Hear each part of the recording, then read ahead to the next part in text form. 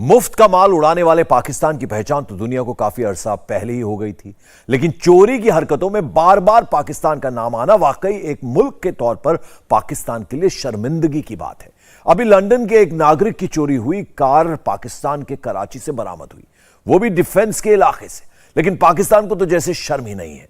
कभी वहां के डिप्लोमेट चोरी करते पकड़े जाते हैं तो कभी उनके अफसर पर्स चुराते नजर आते हैं। सवाल यह है कि क्या वाकई पाकिस्तान ने शर्म भी बेच खाई है?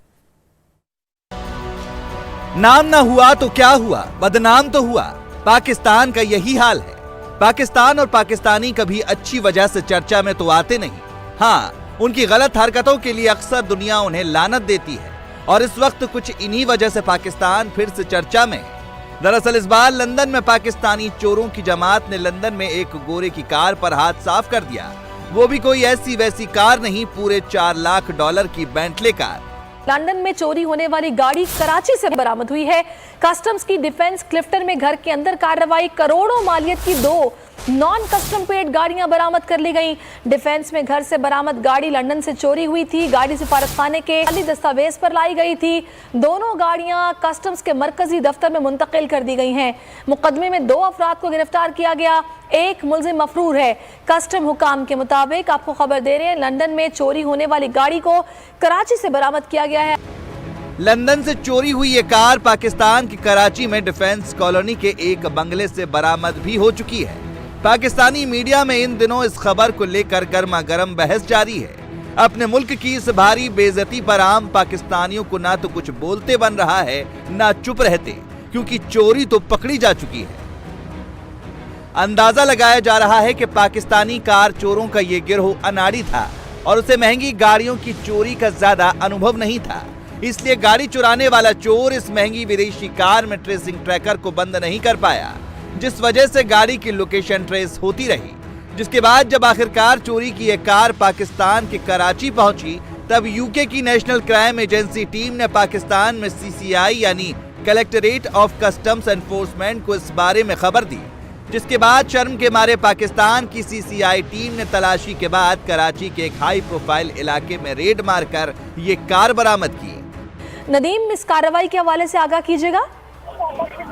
जी हाँ, कस्टम हुकाम की जानिब से 2 ममालिक की निशानदेही के ऊपर ये कार्रवाई की गई है और क्लिफ्टन के इलाके में एक कार्रवाई की गई है और एक डिफेंस के इलाके में कार्रवाई की गई है। ब्रेंटली नामी एक कार जो कि तहवील में ली गई है कस्टम हुकाम की जानिब से। उनका कहना है कि लंदन से ये कार चोरी हुई थी, ऊपर कराची पहुंची है, जिसके बाद ये कराची की सड़कों के ऊपर जो है वो एक शहरी की जानिब से जो है वो दौड़ाई जा रही थी और इसी दौरान जो है वो कस्टम हुकाम की जानिब से कार्रवाई करके डिफेंस के इलाके से ब्रेंटली और एक और जीप जो है वो तहवील में ले ली गई है। कस्टम हुकाम का कहना है कि ये दोनों गाड़ियां स्मगल करके कराची मुंतकिल की गई थी। ताहम इस हवाले से मजीद तफ्तीश का सिलसिला जारी है। जी, मजीद तफ्तीश जारी है और दोनों गाड़ियों को यहाँ पर कराची में लाया गया और यहाँ पर रोड्स पर चलाई जा रही थी, जिसके बाद ये कार्रवाई हुई है। पाकिस्तानी कार चोरों की उस्तादी देखिए।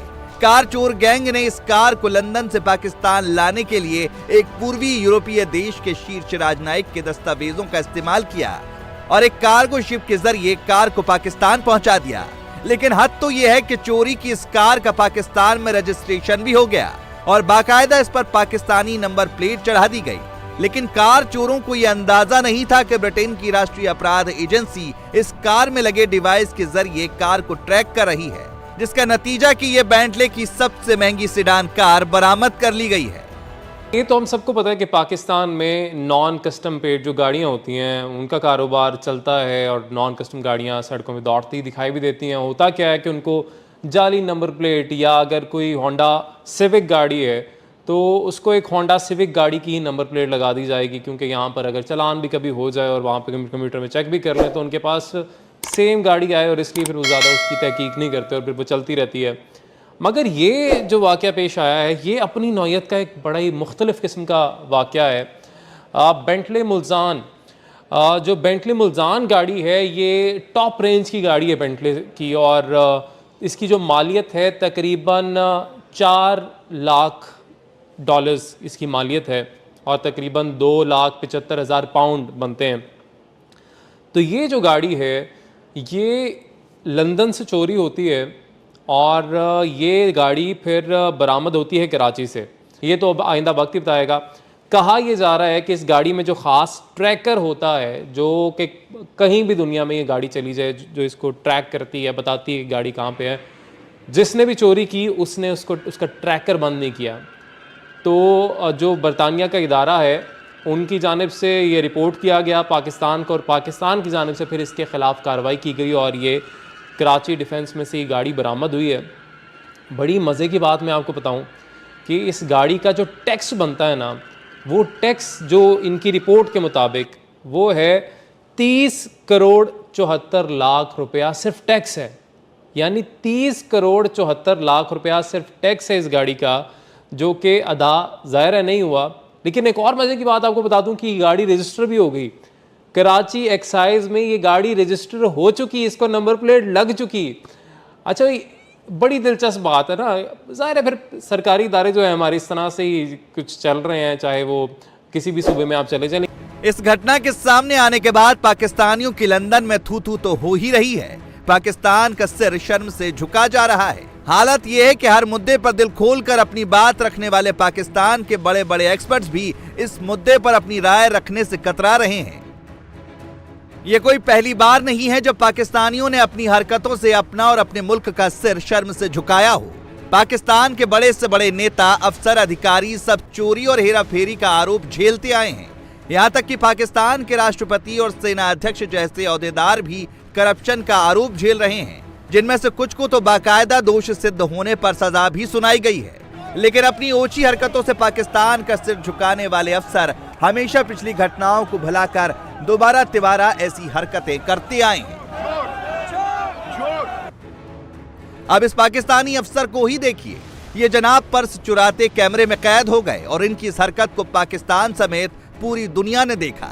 इस वीडियो के वायरल होने के बाद पाकिस्तान मीडिया की हालत ऐसी हो गई थी कि डिबेट में पाकिस्तान के बड़े बड़े नामी हस्ती कुछ बोलने की हालत में नहीं थे। कौम का सर झुका दिया बात करते हुए ग्रेड 20 का अफसर, हाईएस्ट पाकिस्तानी रियासत का सबसे बड़ा सतून, ग्रेड 20 और 22 21 ये 2-3 होते हैं, एक ही है। और किया क्या उसने, जरा बताएं आप, मुझे तो शर्म आ रही है।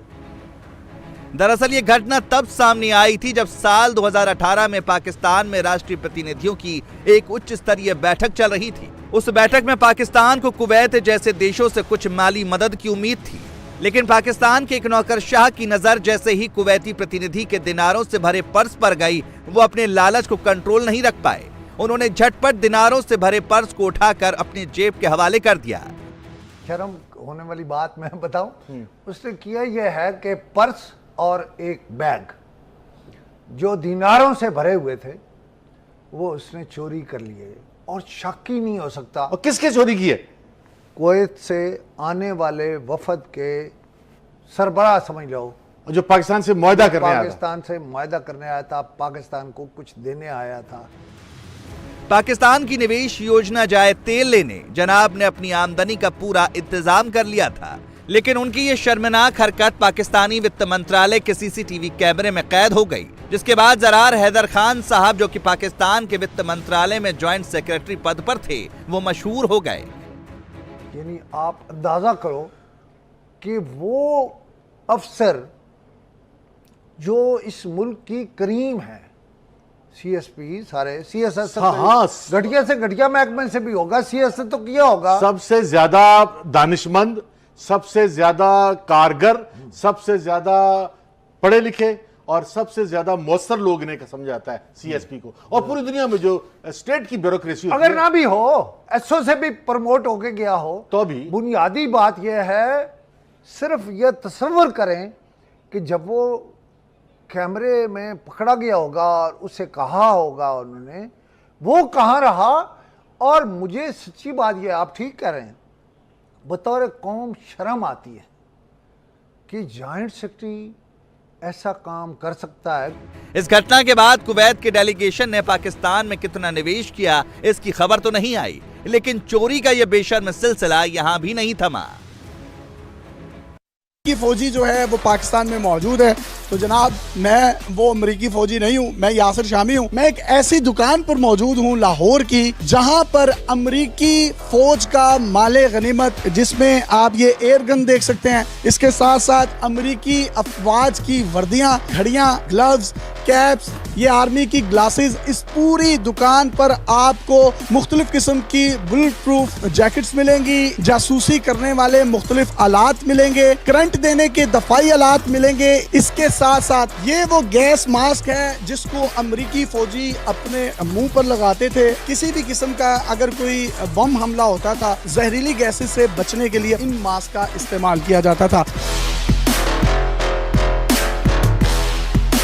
ये वो तमाम का तमाम माले गनीमत है। माले गनीमत की जो डेफिनेशन है वो ये है कि कोई भी एक ऐसी चीज जो कि अमेरिका के कंटेनर में इसलिए बंद हो गई कि ये जंगी साजो सामान के तौर पर अफगानिस्तान में इस्तेमाल होगी, चाहे वो टिश्यू पेपर हो, चाहे वो पानी हो, चाहे वो ग्लव्स हो, गन्स हो, असलहा हो, कुछ भी, वो तमाम का तमाम माले गनीमत, जिसमें कुछ अरसा पहले ये भी कहा गया कि कुछ कंटेनर्स लूटे गए हैं। वो कंटेनर्स अफगानिस्तान तुर्खम बॉर्डर के रास्ते पाकिस्तान आए और पाकिस्तान में यहाँ पर लाहौर में ये शॉप है जहाँ पर आपको अमेरिकन फौज की एक एक चीज बड़े ही सस्ते दामों मिल सकती है।